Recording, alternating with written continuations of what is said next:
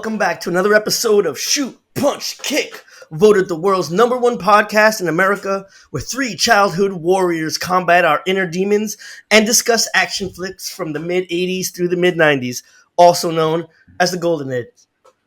Once again, shout out to our moms for voting on those. Love you, Mom. For today's episode, we decided to see if what they say is true. Ain't there no love in the heart of a dark city? Who said that? I did. Oh. Gentlemen, welcome back. It's good to see my brothers. How are you guys all doing? Doing Great. good. Woke up with my memories intact. Ready Are you to, sure, though? use... How would you know? Good. Fair. Yeah. Somebody implanted a review in my mind. I woke up next to a dead hooker, so I don't know what that means. But typical Sunday stuff for you, right, Telly? Yeah, I was going to say the usual. Yeah, I found this DVD while living in Hong Kong, like in 2005 or something, and a used DVD shop for about like $3. Picked it up because I always wanted to see it, but just didn't have a chance to see it when it was in the theater. And I watched it. I haven't seen it since, and I didn't remember anything about it, ironically. Oh, nice. So it's like basically seeing it for the first time. Yeah.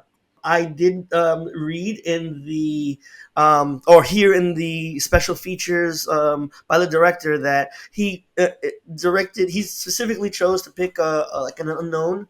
The idea being that he wanted the audience to like not know this person, just like Rufus Sewell's character doesn't know himself in that moment. And I thought he was pretty good, but I felt like maybe a little one note. I think that all you really get from him is like shock and surprise and confusion and bug eyes. But then again, and bug eyes. But maybe that makes sense considering what the character is going through. So I don't know. What do you guys think? Looking at him, and at the beginning of the movie, there's supposed to be this: is he really a killer?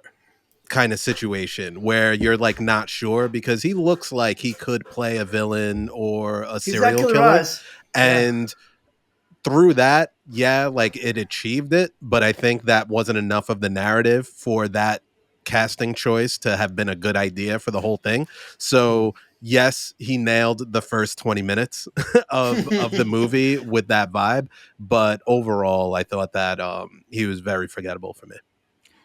Yeah, same here. I'm a big fan of amnesia movies, and I thought that there was, to what you were saying, Anthony, if there was some kind of underlying menace with the cat with his performance, where it could be like, is he a killer? Is he not? Is he maybe unaware of some dark secret he has?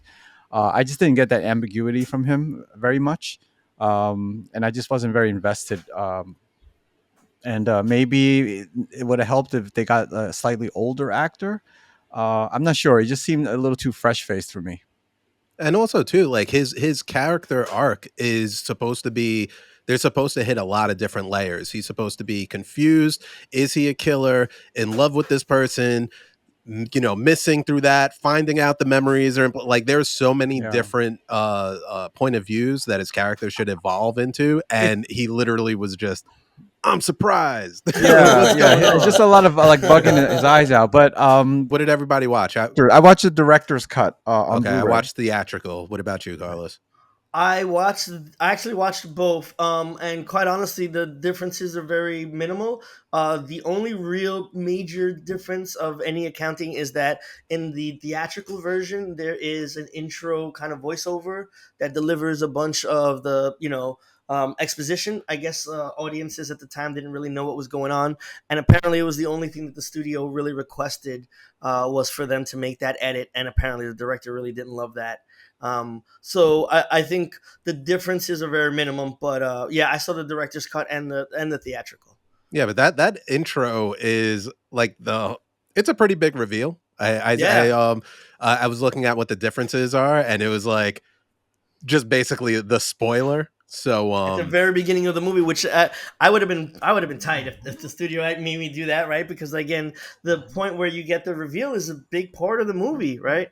Yeah, but the way it is now in the director's cut, I remember seeing this, not knowing what the differences were, and I said, well, that intro is very short and underwhelming with just Kiefer Sutherland like walking around. So it's strange that this was the director's cut and that's the introduction for the film. But anyway, Wait, is it the same shot just without the VO? yeah, there's Yeah, just no VO. It's there's just Uh-huh. no I yeah. think it was just Kiefer Sutherland just kind of hanging out, checking his watch or Yeah, looking at his something. watch because the And time was then it was yeah, hot and at the then time. that's the opening scene. So it's like, okay. The movie is definitely a mix of many different genres. I mean, it's a noir, it's a murder mystery. It's got sci-fi elements, although I wouldn't necessarily call it a sci-fi movie per se. It's got horror elements, although I wouldn't necessarily call it a horror.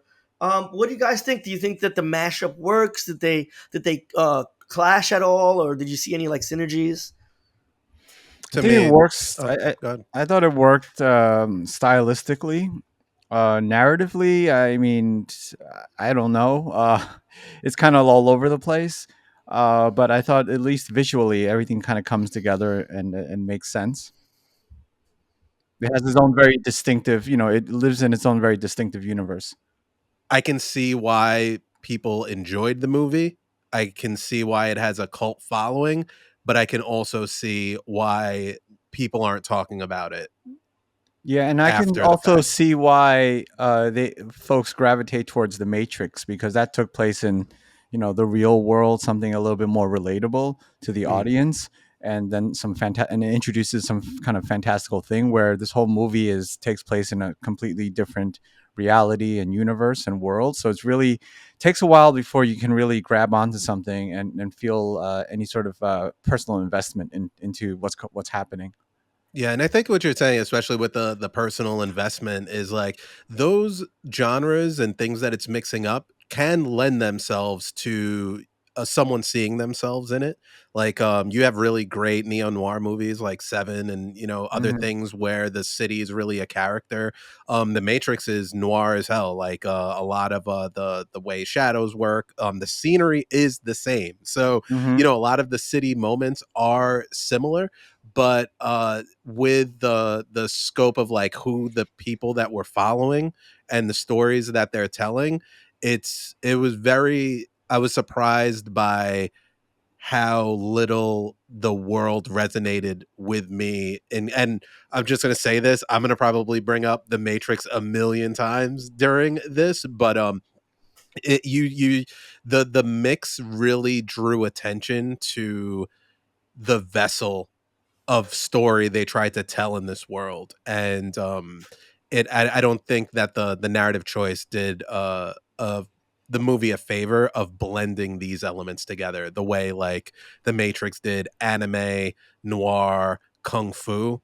They're Hmm. all through the lens of Neo, where this one, none of those things are really, aside from the noir mystery, is really through the lens of John Murdoch. I tend to take a little bit of a different approach to my conception of how they mix genres, and I don't know if this is cheating a little bit or giving it a little bit more leeway than maybe the movie deserves, but I think that um, the different genres clashed a little bit, but almost by design because this is a world that's been created by aliens that don't really understand the human experience.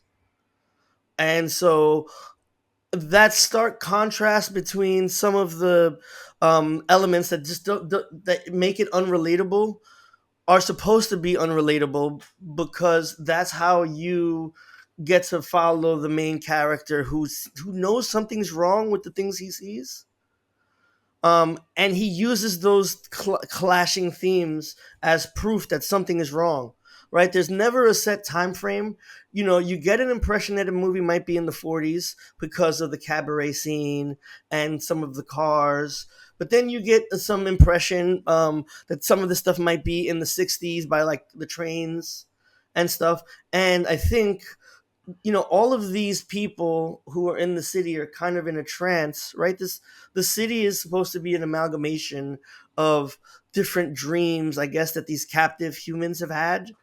And so it doesn't make a lot of sense, but I almost feel like it's not supposed to make a lot of sense because this is a day in the life as interpreted by aliens observing us through our memories, if that makes any sense. But Well, that kind of goes against the observational aspect of it, because if you want to learn from humans, you would need, and again, you got to compare it to the Matrix.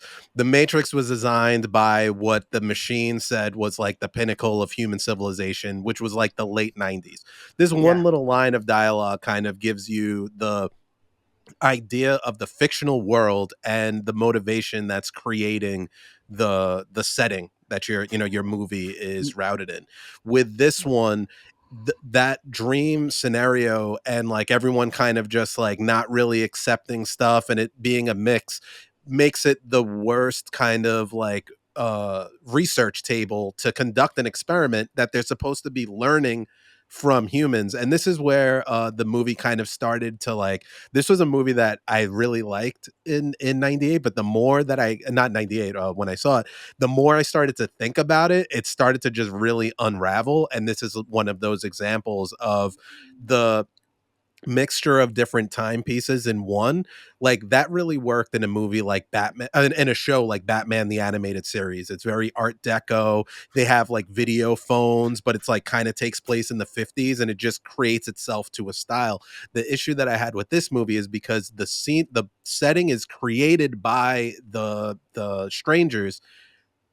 There has to be that level of justification for all of these choices of mixtures of like how the city works and stuff like that. And just the fact that they don't live in the daytime, the city itself isn't plausible. And then we're being told like, oh yeah, they're actually trying to learn from humans, which is like, how can you learn from them if the world isn't really even inhabitable? You're learning yeah. from like a dream state that Well, you're starting to poke holes into the setting, and I think that the setting, the only justification is that probably Alex Proyas thought it would be cool, and it would look yeah. cool, because it really doesn't add anything to the story. And as I was watching the movie, I just took the setting at face value. I'm like, okay, this is just like an alternative type of universe. Like you talk about Batman, like the original, the Tim Burton Batman. Okay, it's like a, kind of like a 50-ish inspired Yeah. reality. But it didn't never occur to me to like wonder what time period it was taking place. It didn't, and ultimately it doesn't even matter in the movie. Yeah.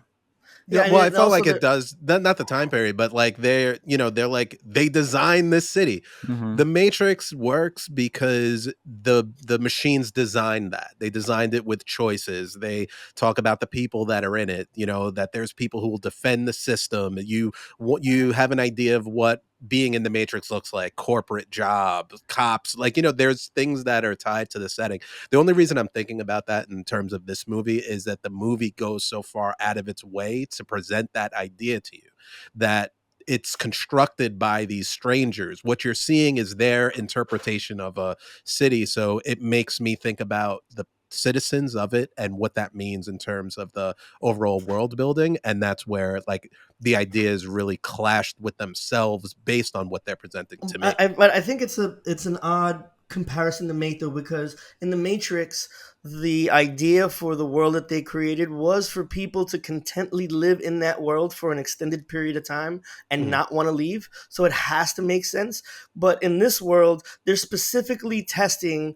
I, theoretically, I guess the idea is that they're testing to try to find whether it's nature or nurture, which is Mhm. why they're injecting somebody with the serial killer memories, right? To see if the reason that this person, like if you put a serial killer's memories and experiences in the body of somebody who doesn't wasn't born to be a killer, will that person inevitably follow along by those guidelines and still continue to kill? Right? That's what they're trying to get at. And so it's a small sample set, which is why it resets every single day, Mhm. right? And we're going to take this memory and now put it in somebody else. And the idea isn't to make a world that's believable so that people will believe in for more than the course of a single day, which is why when you start asking questions like, do you remember the daytime? They hadn't considered it. Why? Because if you're only thinking about this small 6 hour period that I've been in the last in the last 6 hours, then I don't have to really think about what happened previous because that's already in the back of my head. But it's really interesting. I think you're right to a lot of degrees where it's not as successful of a of a program. It's not as successful of what's the word I'm looking for? Like I I think Well, like a simulation. that's right. Yeah. Thank you, sir. Yeah, it's not as successful of a simulation, and actually that brings me to the next question I wanted to pose to you guys. Is this the first movie that you or any literature that you guys have seen where they introduced the idea of maybe this is all a simulation? Can you think of No. something before that?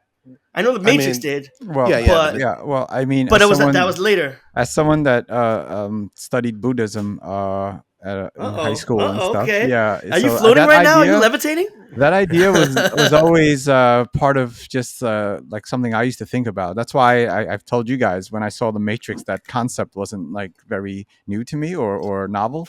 Yeah, the idea that the world's an illusion and this is all like whatever, all in our minds. Yeah, that's something that comes up in philosophy a lot too, and also obviously in Eastern religion. So yeah, it didn't sort of like it wasn't the mind fuck I think that maybe Alex Proyas thought it was, but But that's interesting because it was for me because okay. again I wasn't thinking in those terms, so I think that might account for a lot of why I really like this movie, even despite some of those plot flaws, was because I hadn't considered like, oh shit, what if this is actually all a simulation? It was one of those mind blown things. So I get it. What about you, Dash? I guess you had already seen The Matrix, so it yeah. wasn't a But I new would Did the say thing. that Truman this, Show come out before or after this? I don't know. That's a good question. We could look it up. Okay, There's no way to know actually. we'll look it up. Okay. There's no way to know this. No one will ever really but will ever see, know I the would answer. say like even with seeing the Matrix and Came out the comparison, same year, by the way. Okay, that's Okay. interesting. it was a big year. People going through some Yeah. existentialism. Well, that's what I was For thinking real. about a lot when I was watching this movie. Like a lot of movies had these similar themes, and that was probably because of the Y2K paranoia, where people Oh, thought okay, that makes this was sense. the end Yeah. of the world and technology and blah blah blah blah blah. So But I think even in terms of this, like it's not even that new with one of my favorite movies, Total Recall. If of do implanted memories Memories equal count your experience. yeah, and with that one another movie, and again this is where my issues with the movie are based on the things that they want me to think about. They're Mm, calling it Dark City, so I'm yeah. gonna spend time thinking about the city and what it means to the people in there. In terms of the personal idea of simulation, fake memory, this the Matrix was, I guess, like the first one really for me that dove into the broader like simulation aspect of it. But in terms of a lot of the themes in this, I thought that they were explored um in Total Recall in a much more efficient fashion of, everyday person. What does that experience mean to them? What does it mean? Like if you're going through this, cause Arnold Schwarzenegger was going through a predetermined scenario Hmm. and, what's free will? What is your past? A lot of these themes are repeated. So but at the time it did still blow me away because of the execution of it. But this wasn't the first for me. I wasn't into Buddhism, but Total yeah, Recall I yeah. thought was my Well, first one. it's when you bring that up that makes me think those are very interesting questions. But in Dark City, I feel like the only time those questions are brought up is when they literally bring up those questions. It's not really demonstrated or acted out in the film Mhm. in the story. Yeah. Yeah, I think also, not to get too heady, but one of the things that the director kept on discussing a lot is this, the allegory of the cave, right? And like the idea of, if you had some people that sat in the cave and they faced the back wall and their entire experience was just the shadows casted as from the front of the cave, and you would have turned them around, would they be able to accept what they were looking at? How would your brain kind of be able to accept what they're seeing? And I think that was an idea that was kind of expressed pretty well throughout various points in the script where or in the film where for example, the first time he breaks through the glass when he's talking to Jennifer Connelly. I think another one is when he's looking through the books, like a I guess that book that he had drawn in, Yeah, yeah, it's like journal. or his like journal, and then it was empty, and then he kind of like thought about it for a minute, and then it was like filled. Mhm. And also finally, I think the big one was when they break through the wall. Again, just kind of like you're right, that scene in the Truman Show. I guess it had kind of had that very same scene, right, where you get to the end of the world, and Hmm. and now it's like, oh, at the edge, there's nothing there, and then when you kind of break through it, Yeah, there's a what similar you scene see. in a movie that I like that deals with a lot of these themes, but approaches it a little bit differently. Is the 13th Floor, which I think Christopher Yeah, I Nolan remember had that. credited as being an inspiration for Inception. But it Okay. also had like like there's some scenes that take place in the 50s, and it's also about living in a simulation, but it didn't have all those things because I think Dark City is just stuffed with stuff. Like Mm. the main character's got supernatural powers. He's a psychic. There's these villains on another planet, well, supposedly some other dimension, that are and it just reminded me of like Power Rangers villains, where they were like in their lair up to no good, and occasionally they'll pop in and then get defeated, come back, regroup, and then plot Uh, another attack. I mean, another comparison that they did was with the movie Metropolis, and I think one of the things I thought was a cool inversion is that, if nothing else, I thought it was pretty interesting that the usually it's like the people pulling the strings are above, like physically above the puppets underneath, right? Just kind of like when you see Kiefer Sutherland and he's got the rats in that maze, which Mhm. I think is supposed to represent like the people in the in that world. Conversely, in this film, the puppet masters are beneath, the test subjects, like underneath them physically, and also the test subjects. It's the people pulling the strings. If you look, that line, that it was like a factory line where they were building the little props, I guess, for all of the people and the things that were Yeah. going on. Like, they were actually the workers, which I think was an interesting decision. Another thing I thought was really cool about the villains was, I guess they're supposed to be inhabiting the bodies of dead humans, which leads to why they look all pale and kind of like shrunken out. What did you guys think I about the thought it's because they aliens live in a dark themselves? city.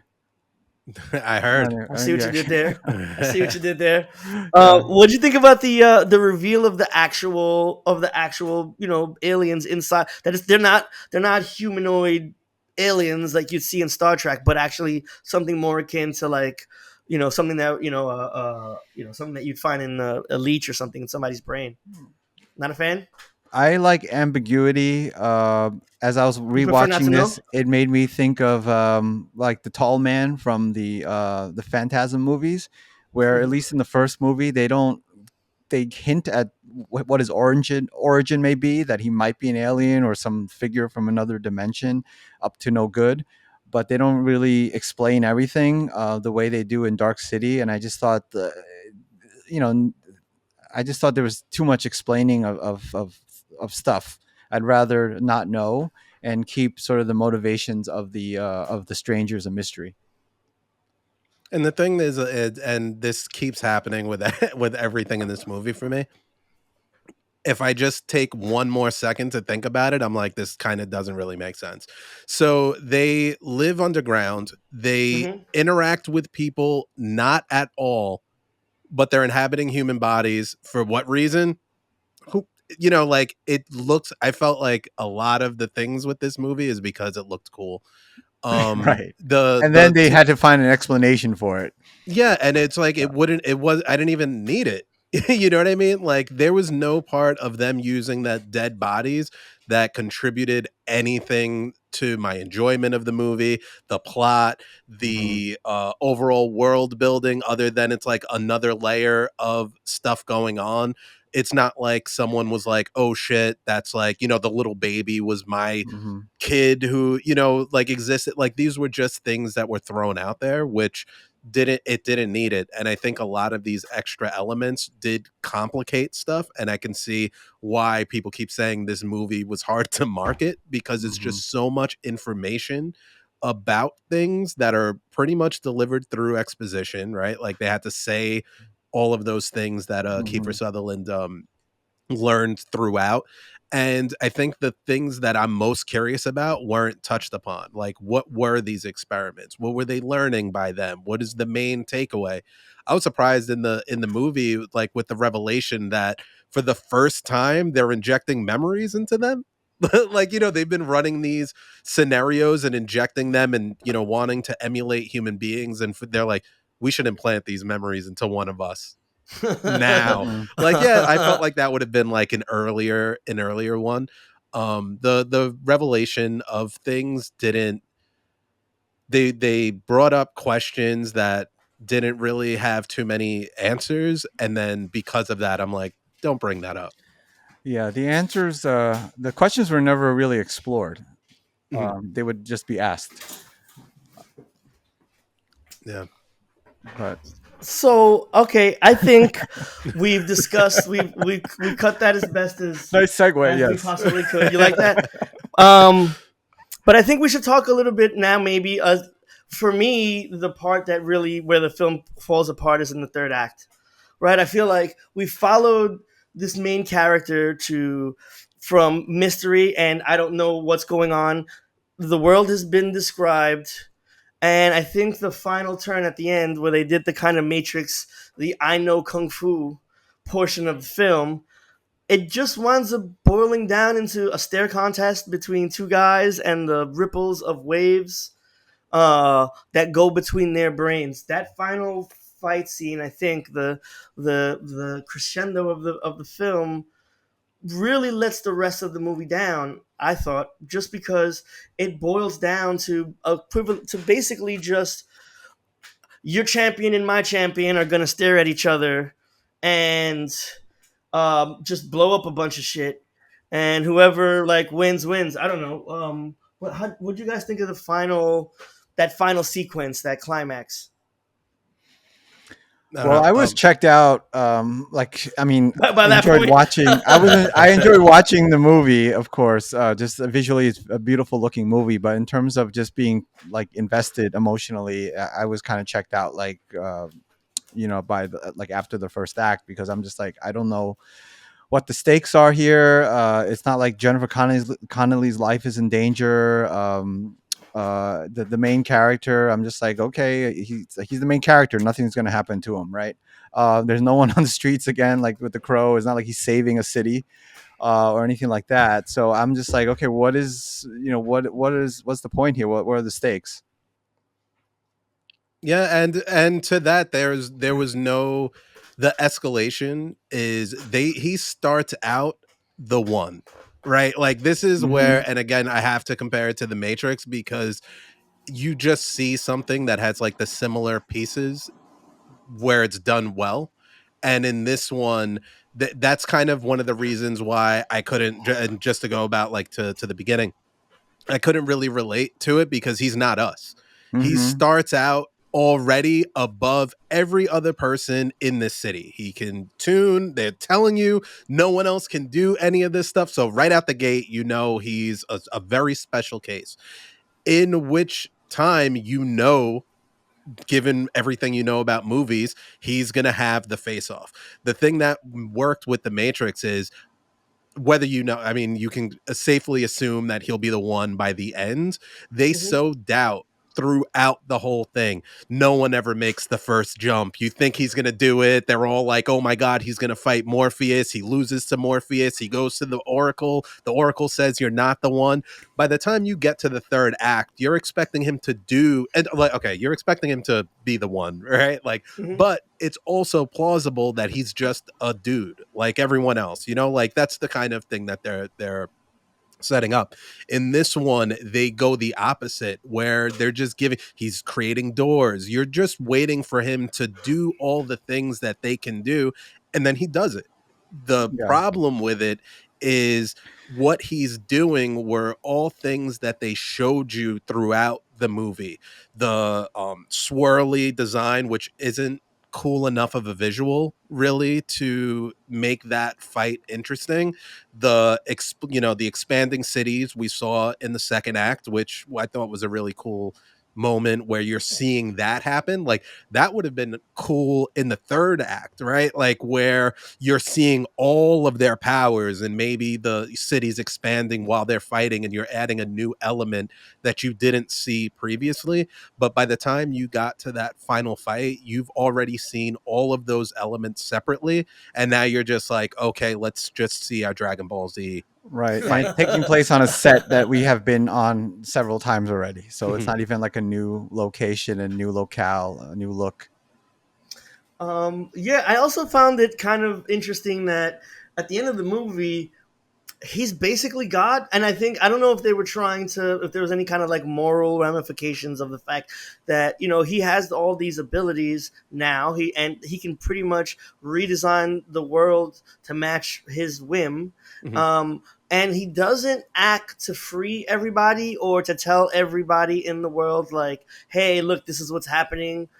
Come out of this dream world that you're in. He's just like, no, this is a perfect chance for me to meet Jennifer Connelly again, set up the a world in which the perfect way I can, basically manipulate her into falling in love with me. She had a new memory implanted. He doesn't tell her the truth of the situation or any of the events of the previous like 24 hours. He just blindly allows her to indulge in her ignorance. And I don't know, there was something kind of dark about the choice that he made to just like, all right, fuck it. I mean, I could bring everybody else up to my level through giving them the truth, like as a messiah kind of would, or I could, like, what did he really do? How are the people in the world better off due to his actions? And I don't really think they are. The issue that I have with the ending is he doesn't know Jennifer Connelly either. Like Mhm. there's no reason for him to do all that other than he's like, yo, she's bad. And now I want to meet her. Neither one of them have any ties to each other. It's not even like she was the old version of her that was That's like, right. She's a completely different and he, personality. and for the whole movie, he never knew who she was. So Mhm. there's like Yeah, there's no, no emotional connection between those Well, two characters, and that's they were why. trying to do that though. In that scene in the jail, that's the point at which he's trying to But based tell on her, like, what, that's the well, problem. again, but let me. So he's trying to tell her basically, you don't really love me. This is all just memories implanted.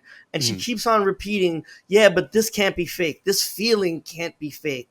Right? Which again, I think is supposed to allude to the, um, are we just consistent on experiences that we have?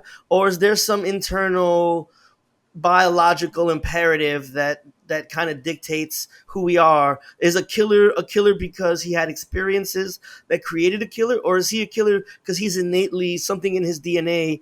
I think the idea they're going for is the soul, which is the point of the spiral, is that they're kind of searching inside and trying to find out what the soul is, or at least that's what the director was talking about in some of his in the director's commentary.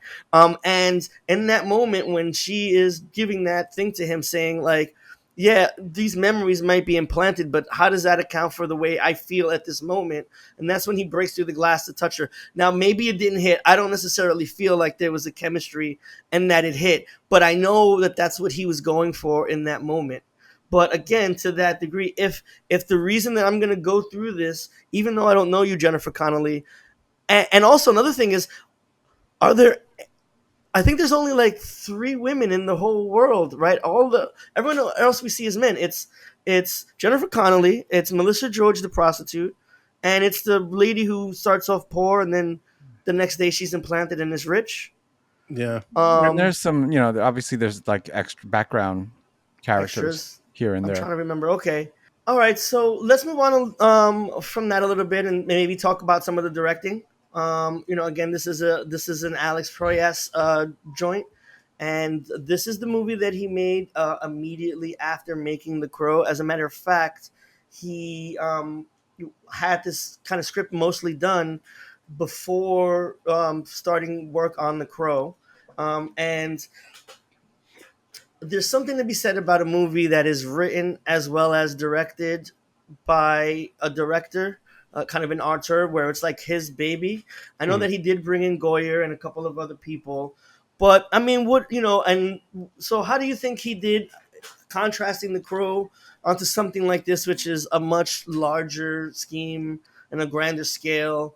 Maybe not so much as like iRobot, but how do you guys think he did in Within the this? first 5 minutes, I was reminded by that old saying that every director just makes the same movie over and over again.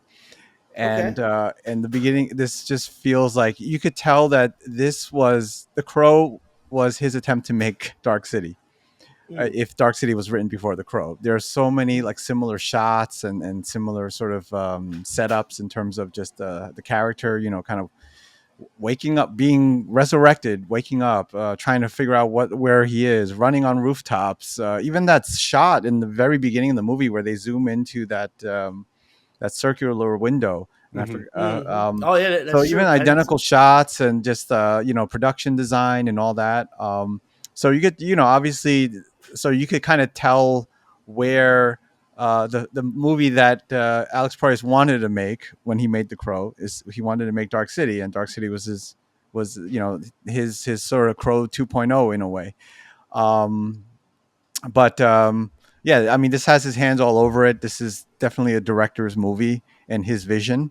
But I think because he was so close to it, I think that's where things get just it becomes a passion project, and I think he might have Sometimes lost you some need you need perspective. that separation Yeah. or somebody to pull back on you a little bit and be like, "Yo, you're." Hmm. It's like Axl Rose when he took on Guns N' Roses and that Chinese Democracy album. Somebody needs to be like, "Axl, chill. We don't need the fucking gazoos in the background. Like maybe we don't need a didgeridoos."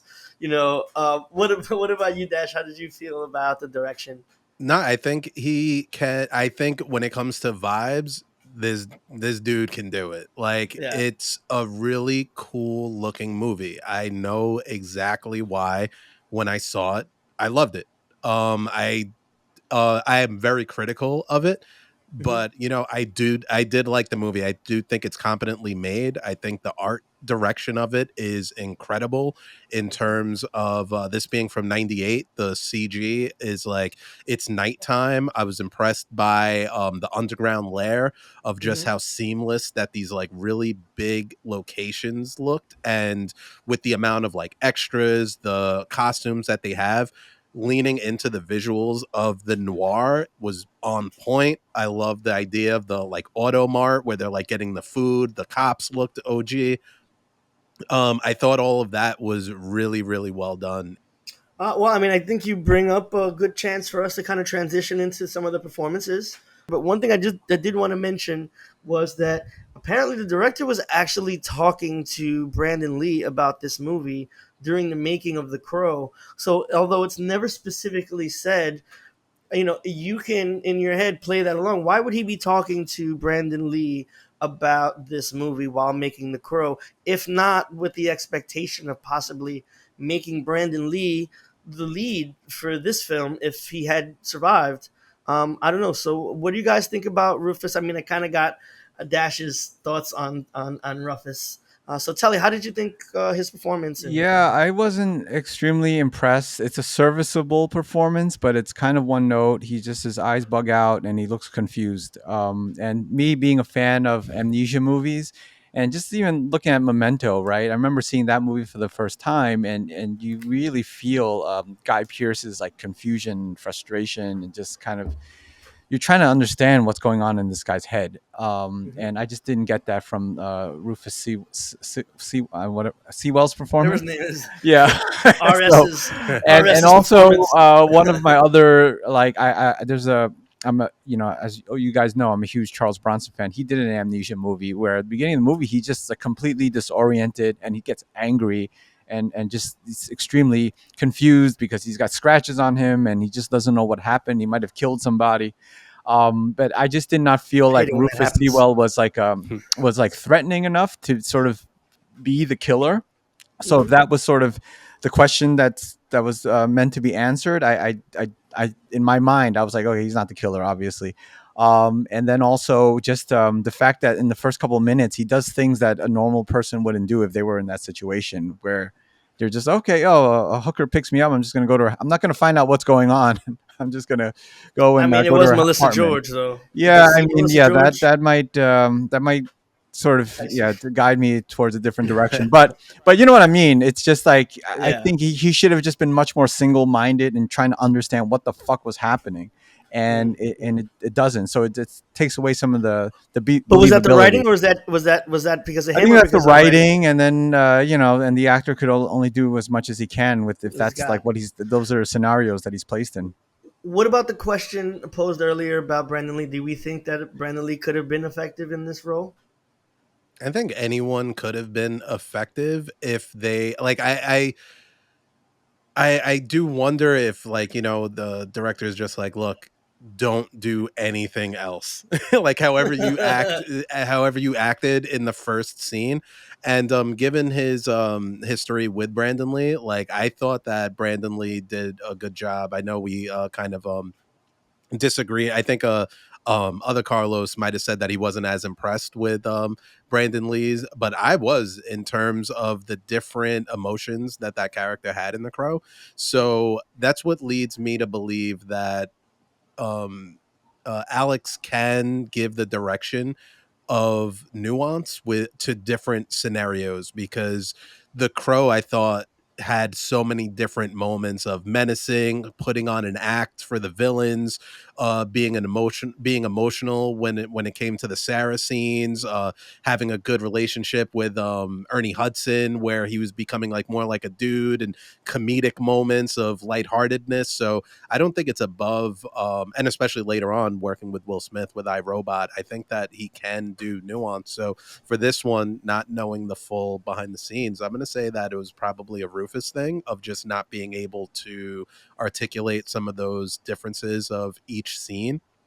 I think if you watch the movie out of order, or if you just put on a scene and you only like you watch it with the sound down, you wouldn't know where he is in his story, right? Like, he would Mhm. just have the same expression. And it's interesting It's because like it's this. like that's like everyone's kind of role in this. Like, I would say that Jennifer Connelly as well, there's not much difference between her 5 minutes in and an hour Yeah, in and terms also of her performance. well, it's funny you bring that up because she's also when I was watching this over again, I'm like, she's I forgot like sort of the context of her character, and she doesn't act like a normal person either. Mhm. But I mean, Um, again, is she a normal person? She's, but even just existed for 7 minutes. I guess that was just what maybe one of the problems with this film is that for like Kiefer Sutherland's a movie star, Jennifer Connelly is a movie star. Maybe they should have gotten character actors for those roles rather than having Hmm. movie stars playing like secondary characters. In the theatrical version of the film, she's dubbed over in those cabaret scenes, and I noticed that the lip syncing was pretty terrible. But in the director's version of the film, uh, she sings herself, and she is terrible. Mhm. Absolutely, I Yes, very prefer the flat. very. She is Yes, so bad. But I also want to give a shout and out I because never thought Jennifer I'd say that about Connelly Jennifer was another Connelly. Jennifer Connelly was another one of my from Labyrinth, one of the my young favorites. I just absolutely love her in that and in The Rocketeer. So I Oh, don't know it's what you funny guys because I think was about watching the her. director's cut version. I'm like, okay, this sounds like it's her voice, but they should have dubbed her over, you know. So I was because spared thanks she's to Tubi. very flat sounding and kind of a little off key. It took me out. Like I couldn't. She was just so Yeah, I'm bad. like this. The people really pay to see see her sing. Mm. So What do you guys think though? Like, is it again? I I think we think the all agree character that is we didn't get underwritten. impressed. So there's, I mean, It's the what writing. really happens with her character? Nothing. I mean, she talks to Mm. him. She goes to William Hurt, asks some questions. But I think also that's just the overall direction, right? I think they wanted understated performances, but everyone sort of ends up acting in the same way, except for Kiefer Sutherland. Yeah, and also another thing that I was thinking is the other people who aren't like principal actors, main the main stars also act weird but not dreamy. So like the New York accents, like they're like when now that I'm thinking about it, like there's a lot of bad acting in the movie.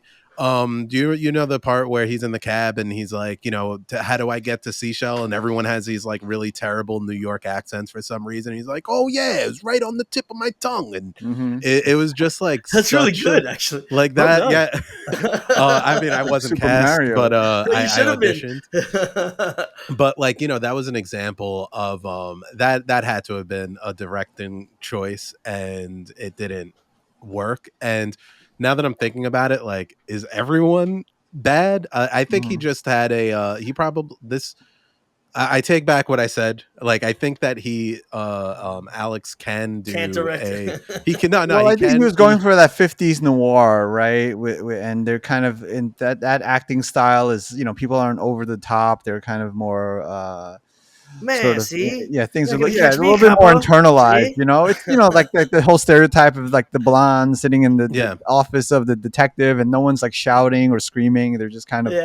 Well, I giving mean, I their think dialogue I kind of want to flat. I want to give a shout out then to William Hurt. I think of all the actors in the movie, I really enjoyed William Hurt. It was an understated but I role, and again, it wasn't very emotive. It wasn't like he was all over the place. But if we're going for a detective in a noir film, I think he was, again, to the extent of what it set out to do, what did it accomplish. I think that if the idea was to make him the archetypal 1940s detective caught in a web of deception, I think he was the perfect choice for that role. I think he did an excellent job. And I will also note that apparently Proyas didn't really let everybody on set know the background of what was happening in the movie, the what was actually happening with the strangers, and that it was all a simulation, but that William Hurt was one of the actors that actually did know throughout the entirety of the course. And Proyas says that it got to the extent that he understood the concept so well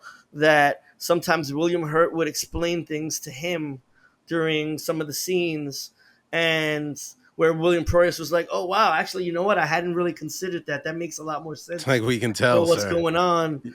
So So I don't know. What do you guys think of So, Hurt? Carlos, I have to completely disagree with your assessment of Really? William Hurt's Okay. performance. I If thought you he want was to be the wrong, you could I be wrong. That's yeah, I thought fine. he was the weakest link. I just find him. Really? I've just never found William Hurt to be a magnetic screen presence, and I know Okay. it's not cool to speak ill of the dead, but I thought that he should have been like Nick Nolte or someone a little bit more square jawed and kind of brought more character to the role. Okay. I just thought he was there, but that's my opinion. I'm obviously not a huge William Hurt fan.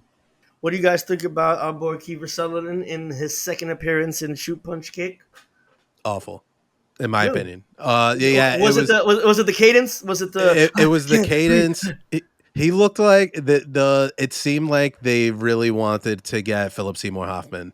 Well, it's funny you say that because one of the things he said when I was looking at the commentary was when he first read the script, he was like, "I think you gave this to the wrong Sutherland No, he should have been because played his by like a father." Brad Dourif or some like Matt, Well, like some he also said that. again, that was a character actor's role that could really go a little wild with it. And Hmm. now that I'm just He like said that. dreamcasting, I would say Michael Ironside replacing William Hurt and Brad Dourif Yes, replacing Kiefer Sutherland. it's about I think damn he said time. he was mimicking that cadence after Peter Lorre, and I kind of see it. But yeah, I think he is the weakest link, which is a shame because I really like Kiefer Sutherland as an actor. I do Well, too. I like him as a He as was a trying to do star. something different, but you see him; he's acting in the movie. Like Yeah. you just don't buy it as a character. Mhm. All right, and then just quickly to round out the cast, I just want to mention Richard O'Brien and Ian Richardson as the villains, Mr. Hand and Mr. Book, and just really the strangers in general. Um, I think that again, they mentioned that they were inspired by the Cenobites from the Hellraiser movies. I think it's super creepy the way they fly by just kind of like standing. They don't do like the Superman thing. I'm surprised that they don't use their their powers more. I don't know. What did you guys think of not just let's talk about the actors, but also just in general the strangers as kind of as I villains, thought anyone could have played those roles, just evil British accented pretty much. villains. They were just indistinguishable from each other. I think with the Cenobites, what they do with Doug Bradley, Pinhead, they always pitch the voice down. And if you ever heard like in some of the sequels where they forget to like pitch the voice down, it's a very different feel when they do that to Pinhead's voice. And I thought maybe they could have done that since they were already copying the Cenobites costumes or whatever. Maybe did something with their voice to make them feel a little bit more otherworldly rather Yeah. than sort of like a Bond villain. and I just didn't think I just wasn't afraid of them. Like I don't know, they just never Yeah. scared me. Like they came No, in they the weren't little scary with their little the kid daggers, was you know. The the kid dagger was the thing was scariest just like one. ridiculous. Yeah, the kid was the Yeah, scariest one, but like kill, there with was the two of them. After like with kill those them all. knives, I mean, it's like okay, you guys are advanced alien race, and all you got are these little knives, switchbladey knives, you know. Hmm. it's it's odd as an action movie. It's not your typical action movie in that like not a lot of people died. Um, the most interesting kill I think in the movie was when the dude who got squished between the buildings. Death by buildings. Death by building. The tuning as a combat effect, I think they could have used that a little bit more interesting. But to be fair, I feel like maybe some of that is colored by how good the Matrix did that. Those are the things that like what do you do in a kung fu movie to show someone's a badass? You show one person fucking up a lot of people, and then you show someone else fucking that guy That up guy up. easy, right? Like, Yeah, and you're yeah. like, wow, that's a thing. That's something that they never did with these. They set up a lot of powers, but we never really have a context to what those mean to human Hmm. beings. And I felt like that's typically where good sci-fi really works well. You look at like a Battlestar Galactica, you look at stuff, Blade Runner, Matrix, Total Recall. These movies resonate because you see what the world does to the average person, and then you watch it and you're like, would I take the Total Recall pill? Would I do these things? With this, I never felt like any connection to what the strangers would mean for me. Hmm. And that's why I think after this movie, after the Matrix, people started looking at their job like, yeah, the fucking Matrix got me. Hmm. No one was ever like, yo, man, we're living in a dark city, because it was so Well, divorced from any kind of, Well, I yeah, mean, environment. to be fair, that's because it didn't hit the zeitgeist either. It was a yeah. bomb. We Well, could that's talk about why, that in and that's context. why to your point, Anthony, that's why I compared it, the strangers to like Power Rangers villains because they were Mhm. just kind of there conniving up to like no good, but they Yep. needed like a Darth Vader introduction A where big bad. they could, yeah, they're a big evil, they're big bad guys, they're ruthless, but you Mm. didn't get that. These were just kind of a fat British guys, that carry knives around. Yeah. And And the, that's the thing not with just by the, that by that definition. That's not a huge threat. not at all. And that's such an odd, like even though the Jedi have lightsabers, Hmm. they can use the force, but those limits are like, this is why they're doing this other thing. I have no idea why they carry the daggers. Yeah, I mean, also too, it was so it wound up making the finale so anticlimactic because I'm like, all right, cool, he knows kung fu now. Let's see what cool things he can do with these new abilities that he's learned over 30 years of training now that he's gotten in this syringe, and it just amounted to them just really staring at each other with wave bubbles going between their faces, and I don't know, it just kind of lost me, but let's get to a little bit about like what was going on for the movie at the time. So it was made on a budget of $27 million. Um, Midway through the filming of the movie, apparently the studio decided to give them more money, which is why they brought Goyer on to spruce up some of those action sequences to whatever effect. It winds up making $27.2 million, so it basically breaks even, which in Hollywood standards is considered a bomb. I saw the number online where it was 107th at the box office. That seems like a lot of movies above it. I can't imagine 107 movies, even mainstream movies, even really coming out in a single year. So I'd have to check that. But I tried a couple of different sources and I couldn't really make out any other numbers as to like where it stood. But it did not do well at all in the theaters. It was a bomb. Um, and we like to take a minute to kind of get a look at the reviews from the time of and kind of more recent reviews. So it looks like this movie got a 76 on Rotten Tomatoes, and a 7.6 out of 10 on IMDb. So I'm guessing that maybe that number being so specific that it must be taking it from the same sample set. Um, One thing that is of note is Roger Ebert called this the best movie of 1998, which is interesting considering some of the other movies that came out in 1998, that made a lot more money. So and he actually winds up, Titanic came out that year, right? um and he loved this movie so much that he actually does one of the special tracks, one of the special features. That's um crazy. and literally he talks, yep, there it is, literally he talks for the entirety of the movie. And I mean, it is the most pretentious schlock you have ever heard, but he's literally talking about this movie being up there with the likes of Space Odyssey, and Star Wars, and just basically, like, he really, I mean, I guess it's kind of fun to get pretentious and kind of like, oh well, the symbolism here is the spiral of the soul, and it's the Fibonacci sequence. Apparently, it's the Fibonacci spiral, and in That's this the scene, that's the thing with this movie, and some movies as well. Like You could there's certain project a movies, lot of stuff into this movie, and and that's there's what certain movies that some movie critics do, and that's what Ebert was doing for this one. Yeah, and you can get really in the weeds with this, and the similar with the Matrix. The Matrix is a little bit different because they tee up some stuff that are so blatant, like, hey, we're like, same thing with Lost. They're like, hey, here's a lot of different ideas. I saw some that were like, is John Murdoch, based on Dark City, is John Murdoch like an precursor to, or like not a precursor, but taking inspiration from John the Baptist or this, and I'm like, yeah, yeah, no, yeah, let's relax. And I think his name is Murdoch just John.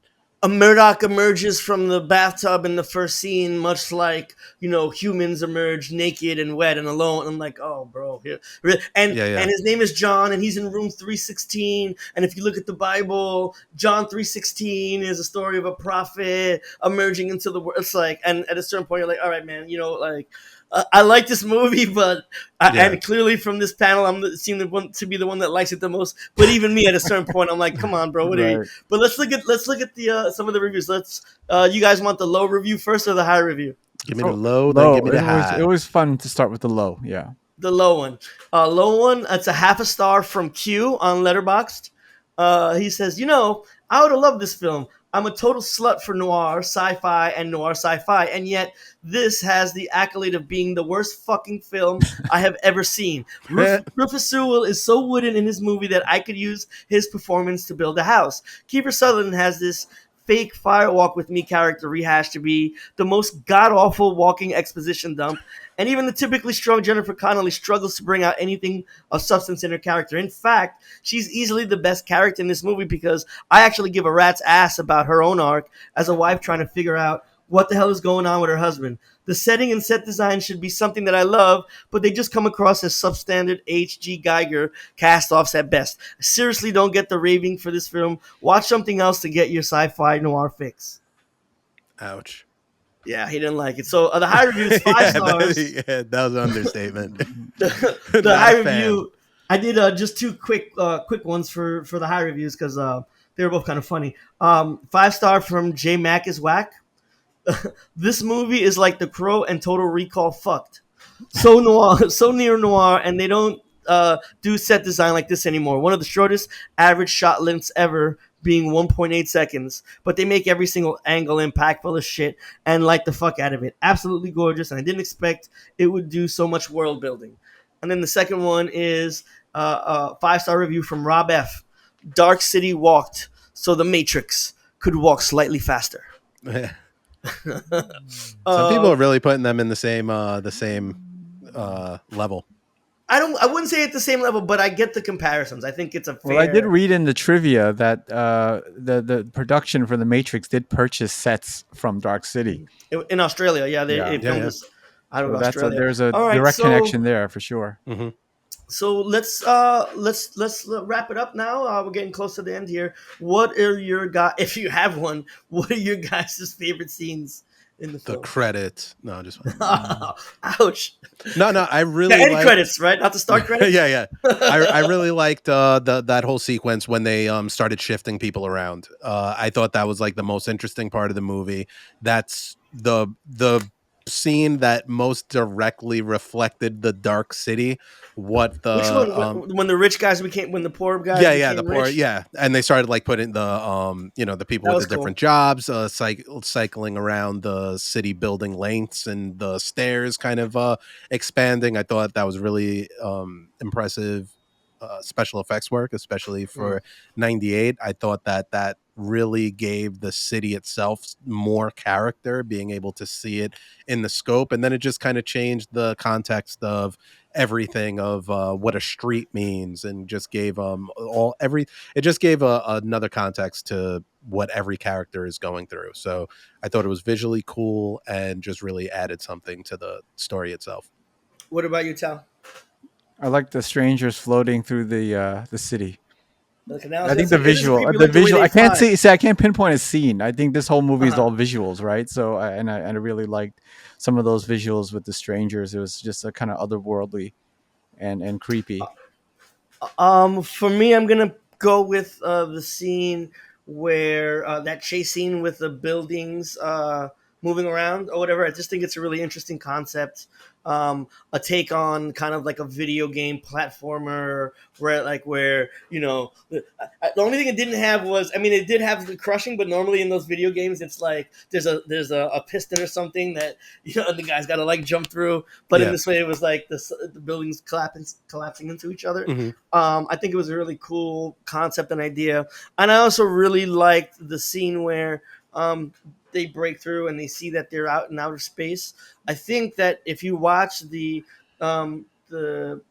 director's version of the film, the one that doesn't have that exposition jump at the start of the film, it makes that scene a lot more impactful. Um, so I liked it, especially in the director's cut version. Um, and finally, the last thing we like to do is give a rating. It's out of five, and with the half points in between. So I'll start with you, Telly. What score do you want to give Dark City? I will give it 3 Bumsteads out of 5, mainly because of the visual element of the movie. Definitely not because of its story or the performances or anything, but just in terms of this visual feast that Alex Proyas created. It's a beautiful movie to watch and just to kind of sit back and just take it all in. And he uses the widescreen in a very masterful way. But yeah, I think obviously if I broke it down, the movie is just all visuals, and it's a beautiful experience in that sense. All right, Mr. Dash. Yeah, I'm in the same camp. I This movie didn't hold up for me in the way that I really liked it when I first saw it. I think part of that is just getting more stories since then Yeah. with that same subject matter. This movie is definitely style over substance. I think that it's a mix of a lot of different things that I like. A little bit different than Q from Letterboxd. This is a movie that I'm a slut for those things too. Noir, sci-fi, and I think the visuals of seeing them together really worked for me. The strangers on the cobblestone streets, the shadowing.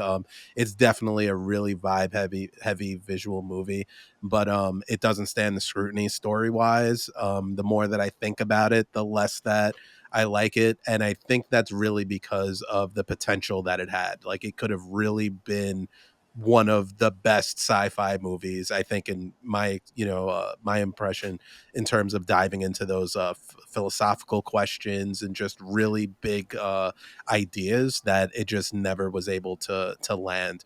But I did have a good time watching it, and I'm going to give it 3 space New York accents out of 5. Awesome. For me, I am going to. Um, for me, I really, really love this movie, and watching it now, I didn't love it as much for a lot of the same reasons that you guys mentioned. But also, to some degree, I recognize that the reason I have some of those concerns is because later movies have done the same thing just way better. And so I feel like it's only fair to it's is it fair to judge this in its own context or in the context of the wider, right? And so I think that if it wasn't for movies like The Matrix having come out, and some of the other things that we mentioned, I would have put this in the four category. But those things did come out, and so now this is the world we're in. So I'm taking it down a notch. For me, although um, it's not as good as I remember it, I still do see a lot of value there, and I do see at the time without having those, like, this is the genesis of some of those other concepts. And so I think for its time, it's still a rather impressive outing for Alex. So I'm gonna go with 3.5 knife wielding 8-year-olds out of Mhm. 5. Just a little bit higher than you guys, but I did enjoy watching it, and this was a great deep dive that I did. So Ah, with good, that, good call on this. I saw this I think last year. okay, Like I don't think I finished yeah. it, but I saw your face when I mentioned it, and you were like, "Oh, I got some thoughts." Like in the yeah, last yeah. one, I So when I said I was gonna do this, yeah. yeah, no. So good call on the reco. All right, so I guess that leaves us, Tally. I think the next week's show is up to you to decide what our movie's going to be. Okay, we're gonna dial things back to the '80s, and this is a film that's would be a first-time watch for me. I've heard a lot of good things about it, and it's starring an actor that I have very little experience with, but was a '80s action icon. And it's 1985's Code of Silence, starring Chuck Norris and directed by Andrew Davis. Okay. Cool, Chuck Norris. Sounds good. Code of Silence. I'm in. All right. For all of our listeners who made it this far, we want to say thank you very much for spending the last hour and change with us discussing a very interesting movie. We really appreciate your time. We encourage you to subscribe, like, comment, and if you want to throw some recommendations in the comments of things that you'd like to see us discuss, we'd really appreciate it, and we'll do our best to get on them. So signing off from the Shoot Punch Kick Crew. I'm Carlos. Dash. I'm the Chinese guy. And we're out.